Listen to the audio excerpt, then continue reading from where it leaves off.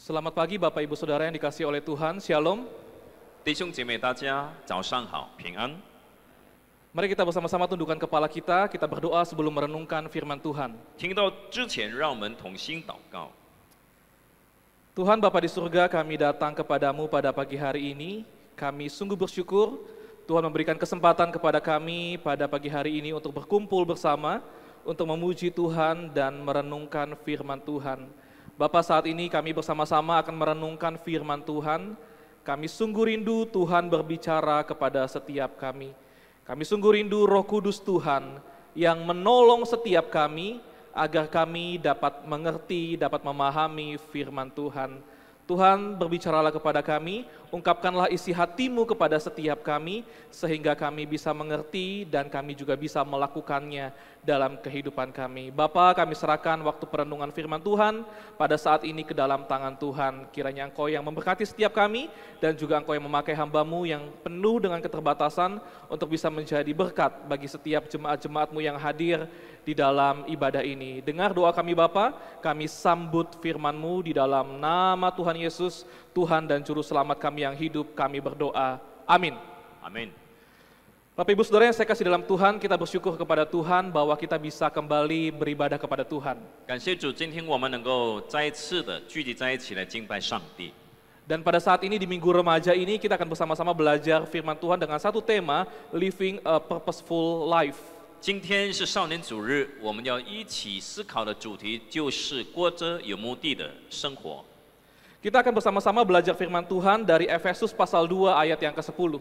我们的经文取自以弗所书第2章第10节。 Firman Tuhan di dalam Efesus pasal 2 ayat 10, saya akan bacakan di dalam bahasa Indonesia, kemudian di dalam bahasa Mandarin.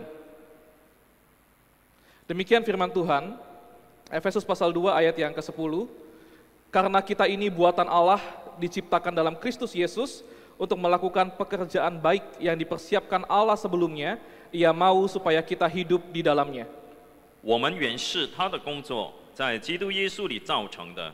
我要叫我们行善，就是神所预备叫我们行的。 Saudara, berbahagia setiap kita yang membaca firman Tuhan, yang merenungkannya dan melakukannya dalam kehidupan kita hari lepas hari. 听到、思想、遵行神话语的人是有福的人。 Saudara yang saya kasih dalam Tuhan, ada sebuah film yang saya yakin sebagian di antara kita sudah menontonnya. 我相信呢，这部电影呢，我们都已经看过了。 Film ini tayang di Netflix dan sudah masuk ke dalam seri yang kedua.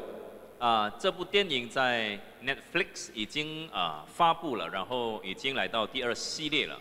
Dan film ini dinantikan oleh banyak orang di seluruh dunia untuk seri yang ketiganya di tahun ini. 全世界的人都非常期待第3系列的电影。 Saudara, film ini berjudul Squid Game. 这部电影的名字叫做《鱿鱼的游戏》。 Film ini menceritakan tentang sekelompok orang yang terjerat hutang yang sangat besar dan mereka masuk ke dalam sebuah permainan tujuannya untuk mendapatkan uang sebanyak-banyaknya.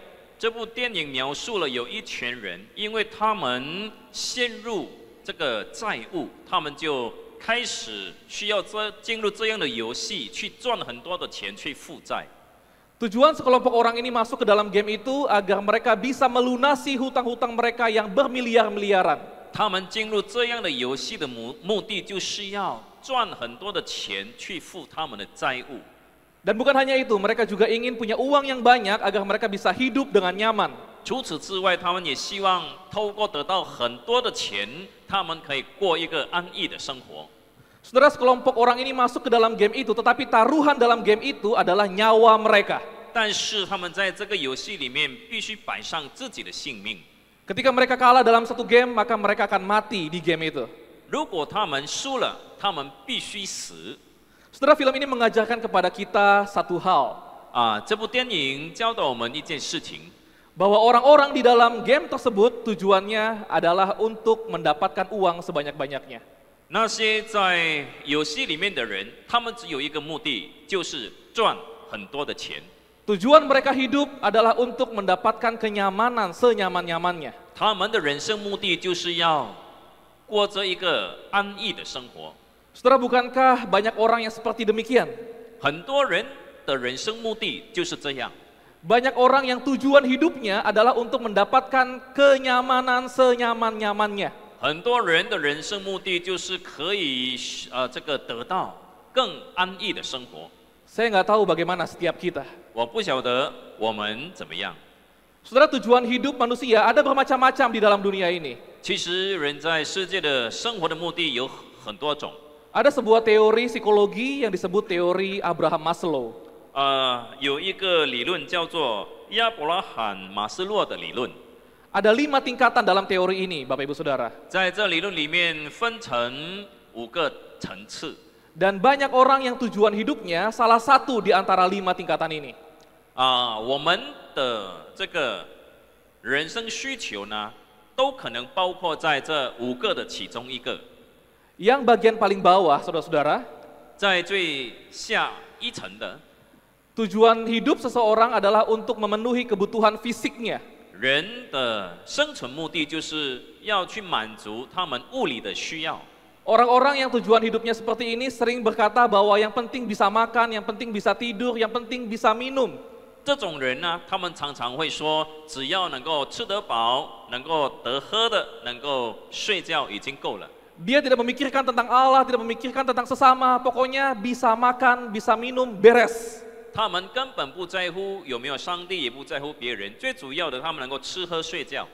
Ini yang paling bawah, saudara. 这是最低层的。 Yang di atasnya, 在它的上面呢， itu bicara mengenai kebutuhan manusia akan keamanan. 这讲到关于人在安全方面的需求。 Jadi ada orang-orang yang tujuan hidupnya adalah untuk mencari aman.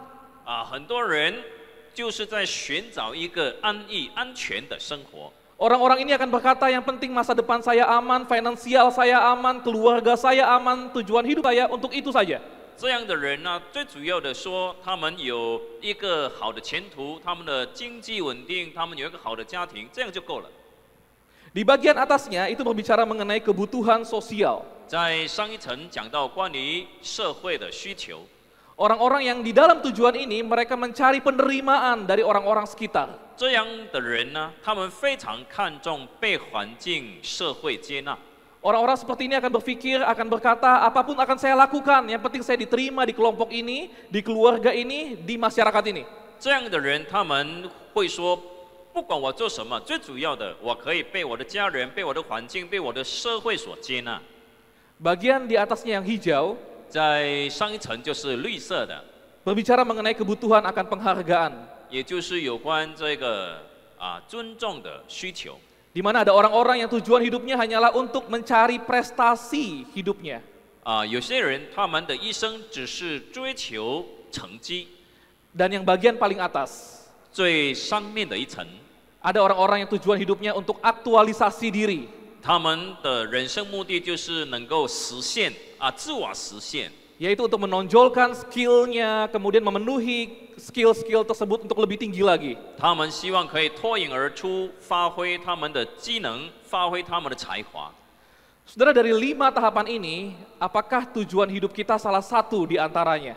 让我们想想，我们的人生目的是否包括在其中一层呢？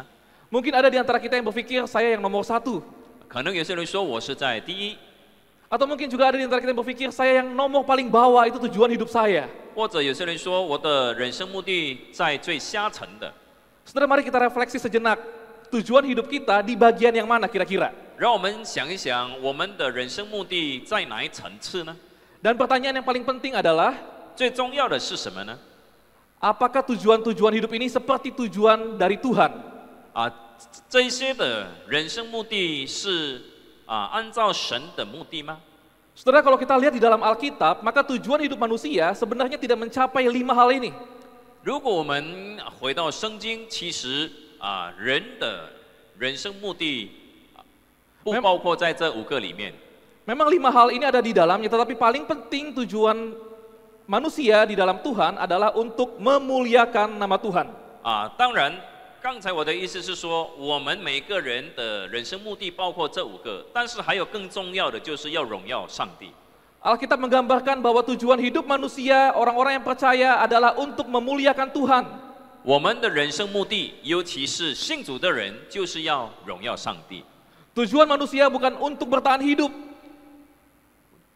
untuk bertahan hidup. 我们的人生目的呢，不只是为了生存而已。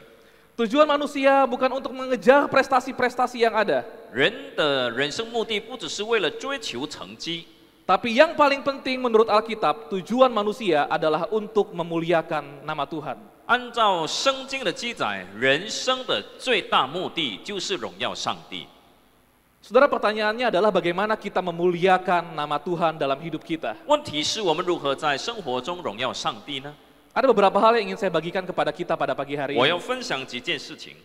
Yang pertama, 第一， bagaimana kita hidup memuliakan Tuhan? Yang pertama, kita harus menyadari bahwa kita adalah maha karya Allah.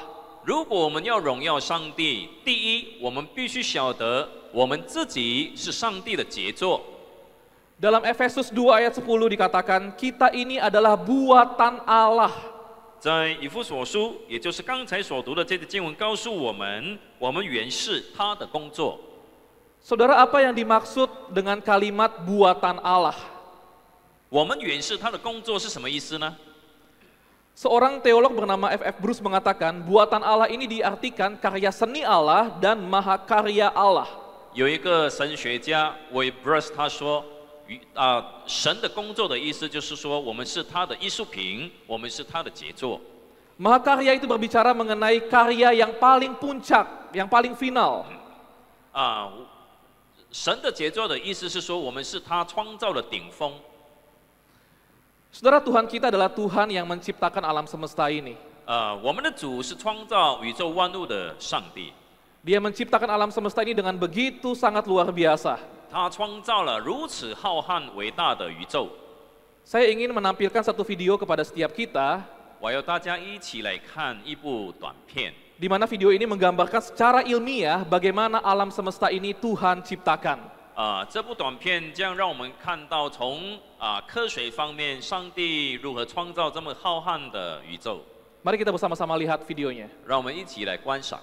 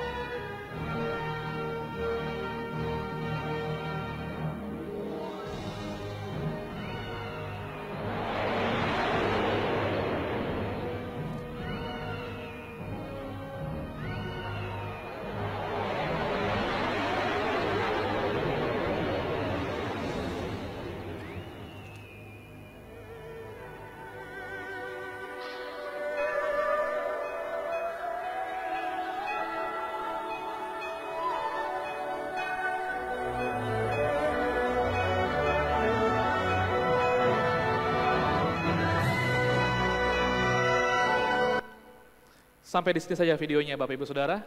我们的短片到这里。 Video ini menggambarkan begitu luasnya, begitu lebarnya untuk alam semesta ini. 这短片告诉我们，这个宇宙是何等的浩瀚广大。 Dan di dalam video yang kita lihat tadi, kita baru melihat itu di dalam galaksi Bima Sakti, saudara. 这我们看到刚才的短片是在 Galaxy Bima Sakti 里面， Galaksi itu masih banyak Bapak Ibu Saudara. 在那个 Galaxy 还有很多不同的 Galaxy， Ada jutaan galaksi di luar sana.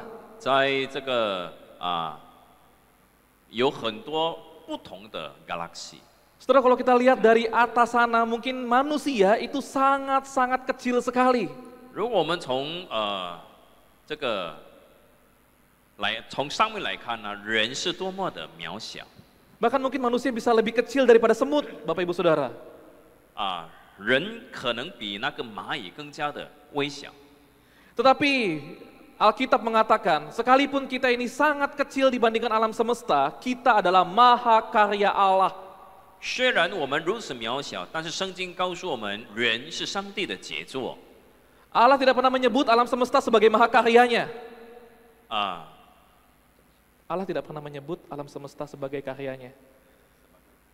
Sebagai karyanya. 上帝呢，他从来没有说这个宇宙是他的节奏， Hanya manusia yang Allah sebut sebagai maha karya Allah. 只有人神称为是他的杰作。 Jadi di sini kita menyadari Bapak Ibu Saudara betapa berharganya kita di hadapan Tuhan. 那这告诉我们，我们在上帝的眼前是何等的宝贵。 Mengapa Allah menyebut kita adalah maha karya daripada Allah? 为什么上帝说我们是他的杰作呢？ Karena kita diciptakan dengan cara yang berbeda dari alam semesta ini. 因为我们的创造与其他的受造物不一样 Gambarannya seperti orang yang memahat patung. 就好像一个正在雕塑的一个雕塑家， Ketika seseorang memahat patung, dia menggunakan berbagai alat untuk membentuk patung itu menjadi sesuai keinginannya.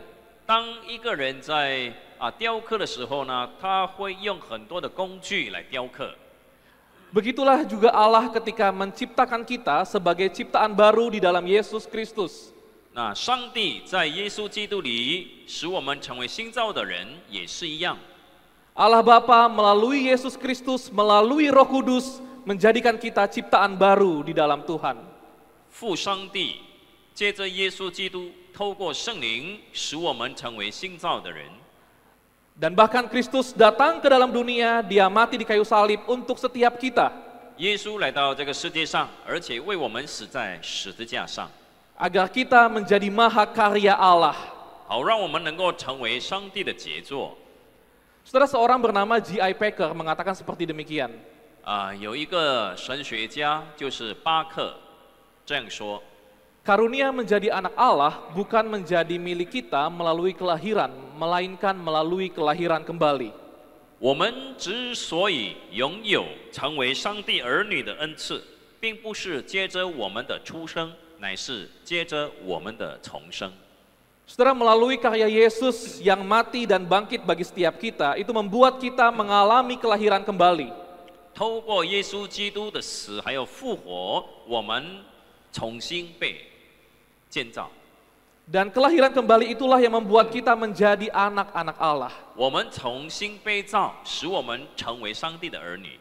Oleh karena itu kita disebut sebagai maha karya Allah, Bapak Ibu Saudara. 所以我们也被称为上帝的杰作。 Karena Allah menjadikan kita untuk tinggal di dalam Kristus dengan cara yang berbeda dengan alam semesta ini. 因为上帝使我们可以住在基督里，这和宇宙万物不同。 Saudara, bagaimana penerapan firman ini bagi setiap kita? 这对我们有什么意义呢？ Yang pertama, kita bersyukur untuk perbuatan Allah bagi setiap kita. 第一呢，我们要感谢上帝，使我们成为他的杰作。 Kita bersyukur kita adalah orang-orang yang dulu mati secara rohani, tetapi karena Allah begitu mengasihi kita, kita kembali diperdamaikan dengan Allah. 我们感谢主，因为过去已经死在罪中，但是因着神的爱，我们可以与神和好。 Kita yang dulu adalah musuh Allah, kita yang dulu adalah seteru Allah, tapi karena Yesus mati bagi kita, kita diperdamaikan dengan Allah. 我们过去因着罪的缘故，成为上帝的敌人；现在因着神的爱，使我们可以与他和好。Kita bersyukur kita bisa dihidupkan kembali kerohanian kita untuk tinggal bersama-sama dengan Allah selama-lamanya. 我们感谢主，因为我们的灵性再次的活过来，我们可以与上帝永远在一起。 Yang kedua, kita juga bersyukur bahwa kita diciptakan sebagai mahakarya Allah. 第二，我们也要感谢，因为我们是上帝的杰作， Sehingga ini seharusnya menjadikan kita berharga di mata Allah. 这使我们在上帝眼光非常有价值。 Dan oleh karena itu ketika ada orang-orang yang merendahkan kita, kita harus menyadari saudara bahwa di hadapan Allah kita sangat-sangat berharga. 因此呢，即便有人藐视我们，但是我们自己要晓得，在上帝眼前我们是宝贵的。 Dan yang ketiga, mari kita menghargai orang-orang di sekitar kita. 第三，我们必须学习去尊重每一个人。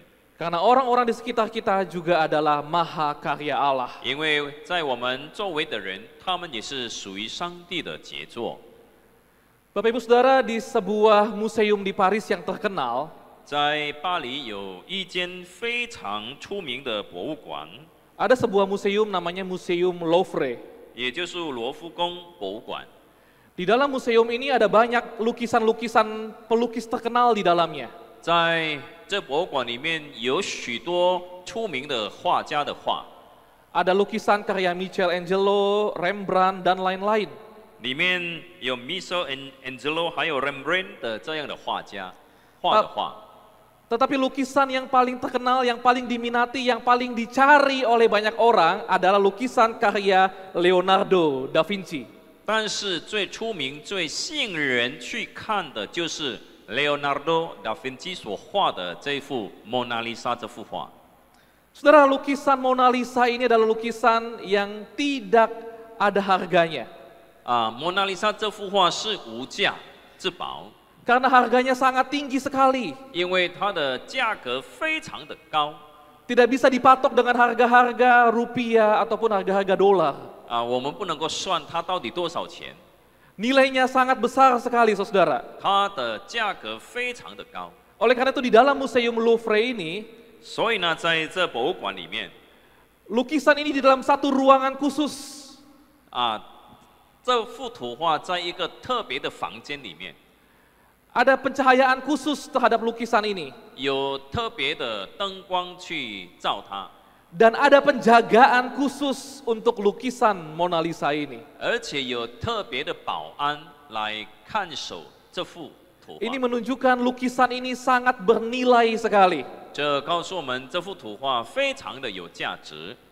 Tetapi Bapak Ibu Saudara, jikalau setiap kita masuk ke dalam museum itu, 但是呢，如果我们进到这样的博物馆里面， saya mendapatkan informasi dari media sosial bahwa kita bisa mendapatkan foto KW-nya. 我从媒体里面读到说，我们可以得到它的复制的那个画， Kita bisa mendapatkan gambar palsunya 就是说复制的是假的 dengan harga mungkin di bawah 100.000, saudara. 它的价格可能是在10万以下 Lukisan aslinya bernilai miliaran dolar di atas, saudara. 其实它原版的价值呢，价格呢是超过这个几百亿的这个美元。 Saudara, diri kita itu seperti lukisan Mona Lisa ini. 其实我们自己就好像蒙娜丽莎这样的一幅图画， Kita sangat-sangat bernilai, Bapak Ibu Saudara. 我们非常的宝贵， Kita sangat-sangat berharga. 我们非常的有价值。 Tetapi seringkali kita memperlakukan diri kita seperti foto KW Mona Lisa. 但是很多时候我们却看待自己好像那个假的那个蒙娜丽莎的图画一样。 Seringkali kita memperlakukan diri kita seperti foto palsu Mona Lisa yang harganya di bawah 100.000 itu. 我们很多时候看自己看到太低，好像那个假的蒙娜丽莎的画，它的价格只在10万以下。 Padahal nilai kita di atas miliaran dolar, di atas triliunan dolar, Bapak Ibu Saudara. 事实上，我们是无价之宝， Karena kita adalah mahakarya Allah yang diciptakan dengan darah Kristus dan kebangkitannya. 因为我们是上帝的杰作，上帝是用耶稣基督的宝血来救赎我们的。 Dan oleh sebab itu Bapak Ibu Saudara, 所以弟兄姐妹， mari kita menyadari betapa berharganya kita. 让我们必须晓得自己是何等的宝贵。Jangan kita rendah diri. 我们不要自卑， Kita menyadari betapa berharganya kita di mata Tuhan. 我们晓得自己在上帝的眼光是非常宝贵的。 Mungkin ada orang-orang di sekitar kita yang merendahkan kita. 可能在我们周围的人，有些人看不起我们， Karena finansial kita mungkin, karena fisik kita mungkin, karena latar belakang kita mungkin. 可能因着我们的经济状态、我们的身体状态等等，他们瞧不起我们。 Sekalipun banyak orang yang merendahkan kita, tetapi di hadapan Tuhan kita bernilai sangat-sangat tinggi. 虽然周围有人藐视我们、瞧不起我们，但是在神的眼光，我们是宝贵的。 Dan bukankah itu yang penting, Bapak Ibu Saudara? 那不是最重要的， Yang paling penting itu adalah pandangan Tuhan bagi kita. 最重要的是上帝如何看待我们， Saudara, ini poin yang pertama. 这是第一点。 Kita bisa memuliakan Tuhan jikalau kita menyadari bahwa kita adalah mahakarya dari Tuhan.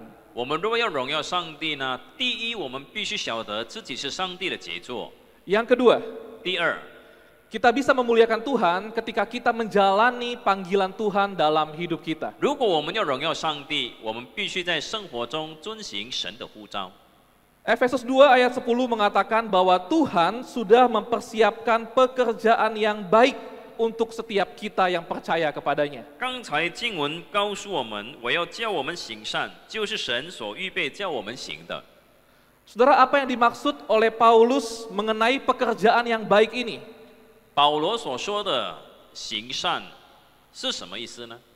Pekerjaan baik seperti apa yang Tuhan maksudkan di dalam ayat ini? 保罗在这里所谓的善事到底是指什么呢？ Dalam sebuah buku yang berjudul Courage and Calling, 有一本书，它的书名叫做《勇气和呼召》。 penulis memberitakan tentang 3 panggilan di dalam diri orang percaya. 作者提出在这个相信的人身上有3种呼召。 Yang pertama adalah panggilan umum. 第一种就是普遍的呼召。 Saudara, apa itu panggilan umum? 什么是普遍的呼召呢？ Panggilan umum itu adalah panggilan dari Tuhan untuk kita mengasihi Tuhan dan mengasihi sesama kita. 普遍的呼召是指上帝要我们爱神和爱人。 Setiap kita ditebus oleh Tuhan, diselamatkan oleh Tuhan, tujuannya untuk mengasihi Tuhan dan mengasihi sesama kita. 我们被救赎乃是为了爱上帝，还有爱人如己。 Itu adalah panggilan umum bagi kita. 这是所谓的普遍的呼召。 Namun ada panggilan kedua, yaitu panggilan khusus bagi setiap kita. 第二种呼召叫做特殊的呼召。 Apa itu panggilan khusus? 什么是特殊的呼召呢？ Panggilan khusus berbicara mengenai talenta kita, passion kita, sukacita kita di dalam sebuah pekerjaan-pekerjaan tertentu. 特殊的呼召来，这个讲到关于我们的才华、我们的恩赐、我们的热情，能够在我们的各个领域里面去工作、去发挥的。 Saudara, orang-orang yang menjalani panggilan khusus dengan benar, mereka akan menjadi berkat yang luar biasa. 如果我们能够履行这样的特殊的呼召呢，我们就可以成为别人的祝福。 Panggilan khusus berbicara mengenai profesi-profesi yang ada di dalam dunia ini. 特殊的呼召是有关专业的呼召， Ada yang sebagai dokter, 有些当医生、 sebagai guru, 当老师、 sebagai pengusaha, 当企业家 dan lain-lainnya. 等等， Itu yang berbicara mengenai panggilan khusus. 这就是所谓的特殊的呼召。 Dan yang ketiga, panggilan dadakan. 第三叫做即兴的呼召。 Saudara, di dalam Alkitab juga digambarkan bagaimana kita seringkali mendapatkan panggilan dadakan. 在圣经里面也有很多记载有关这个即兴的呼召的。 Misalnya begini Bapak Ibu Saudara. 比如说 Misalnya ketika ada anggota keluarga kita sakit dan tidak ada yang bisa merawat dia. 比如说，如果我们的家人生病，然后没有人去照管他的时候， Maka mau tidak mau, kita harus menjadi perawat bagi anggota keluarga kita. 那么不管我们愿意不愿意呢，我们还是要去成为这位病者的护士。 Sekalipun kita nggak pernah sekolah perawatan, kita nggak pernah sekolah medis, tapi pada saat itu kita dipanggil Tuhan untuk merawat saudara kita yang sakit. 虽然我们没有医疗的背景，我们没有护士的背景，但是我们还是要去照顾我们的家人。 Itu adalah panggilan dadakan. 这叫做即兴的呼召。Saudara, saya pernah melayani di sebuah tempat di daerah Nias. 我曾经在尼亚斯一个地方服侍， Pada saat itu sedikit sekali orang yang bisa membantu gereja. 那个时候呢，教会很少工人 Dan pada saat itu juga ketika saya di sana tidak ada supir yang mengantar-ngantar jemaat. 啊，那个时候也没有这个车夫，没有司机来再接送会友， Akhirnya saya yang menjadi supir mengantar-ngantar jemaat, Bapak Ibu 我 Saudara. 自己就要当这个司机来接送会友。 Dan pada saat tertentu saya juga melihat ada ledeng gereja yang harus diperbaiki. 啊，有时候看到教会有些地方需要这个维修， Mencari tukang ledeng susah sekali pada saat itu. 要去找那个工人来维修很难， Akhirnya saya juga menjadi tukang ledeng pada saat itu dengan cepat-cepat. 然后我也要自己去维修， Itu panggilan dadakan. 这就是所谓的即兴的呼召。 Tetapi yang dimaksud Paulus, pekerjaan yang baik itu adalah poin yang kedua, Bapak Ibu Saudara. 但是保罗所提出的这个善事，就是第二种的呼召， Yaitu pekerjaan khusus yang Tuhan berikan kepada setiap kita. 也就是上帝对我们个人特殊的呼召。 Jabatan khusus yang Tuhan berikan bagi setiap kita. 上帝给我们的特殊的职位， Bukan hanya di dalam dunia pekerjaan, 不只是在工作的领域里面， tapi juga di dalam keluarga. 包括在我们的家庭领域， Sebagai suami, sebagai istri, sebagai oma, sebagai opa, 作为丈夫、妻子，或者是作为公公婆婆， kita harus menjalankannya dengan sebaik-baiknya. 我们必须好好的履行这些责任。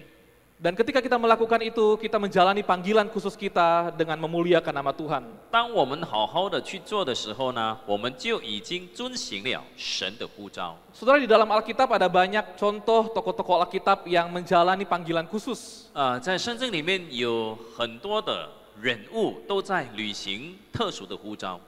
Yang pertama misalnya Habel, dia menggembalakan ternak. 比如说亚伯，他是一个牧羊的人。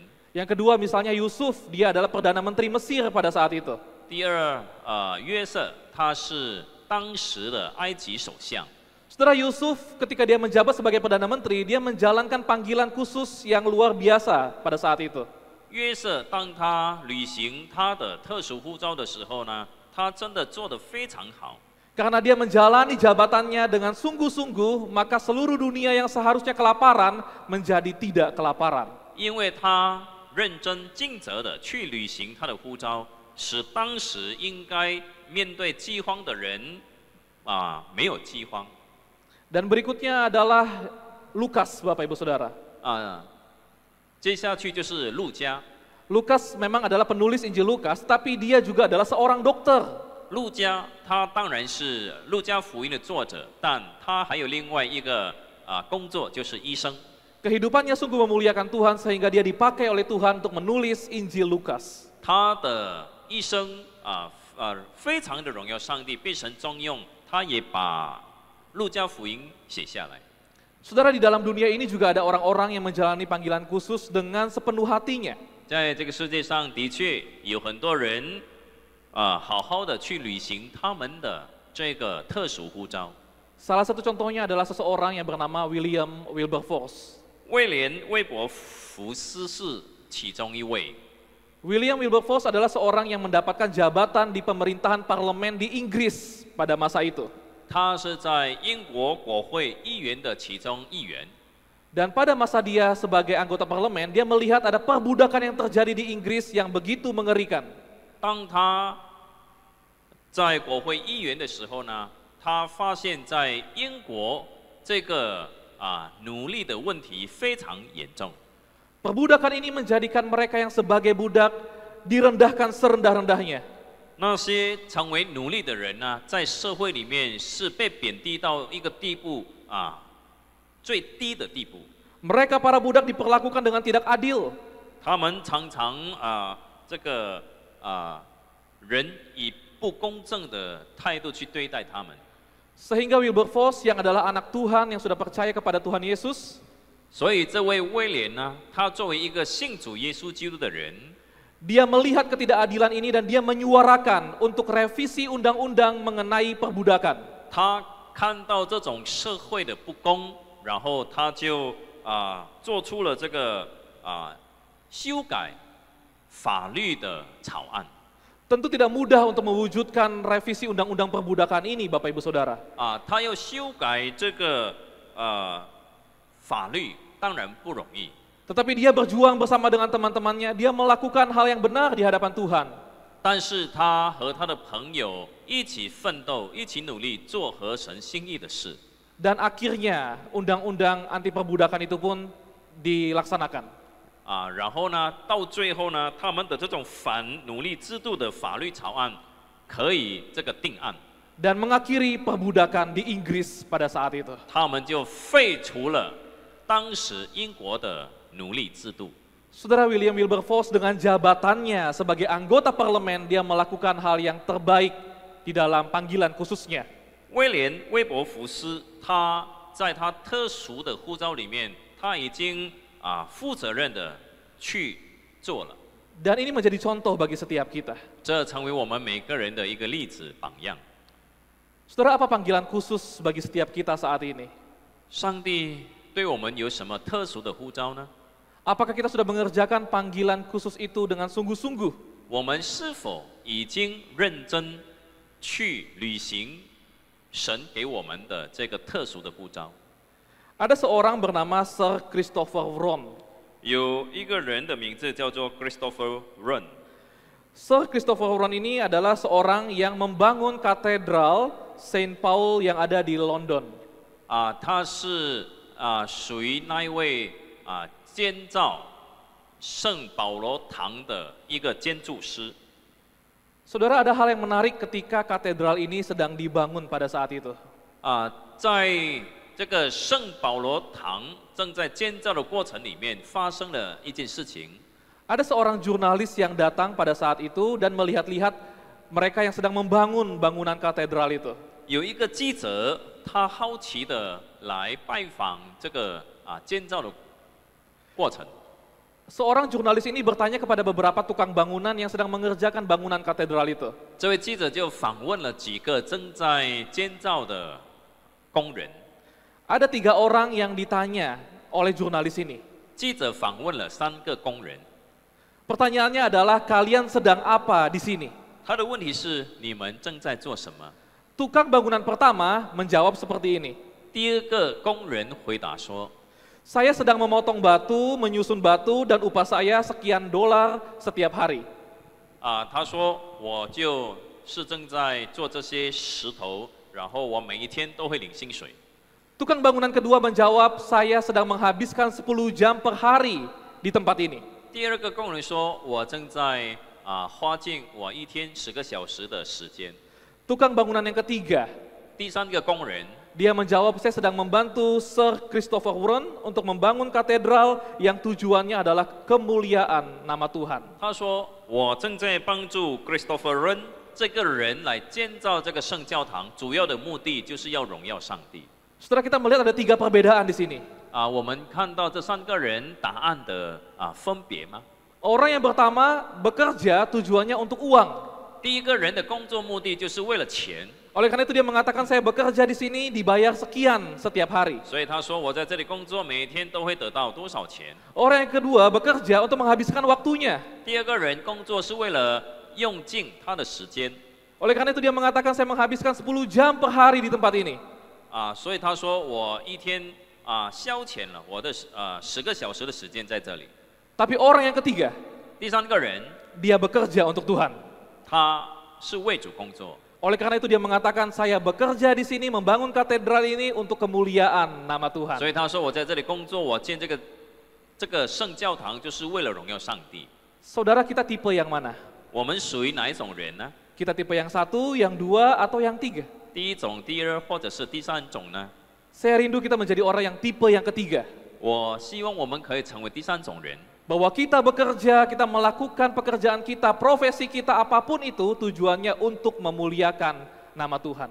不管我们做什么，我们的工作是什么，目的就是为了荣耀上帝。Saudara, ini dua hal yang saya bagikan kepada kita pada pagi hari ini. 有两件事情是我要告诉你们的。 Bagaimana kita hidup yang memuliakan Tuhan?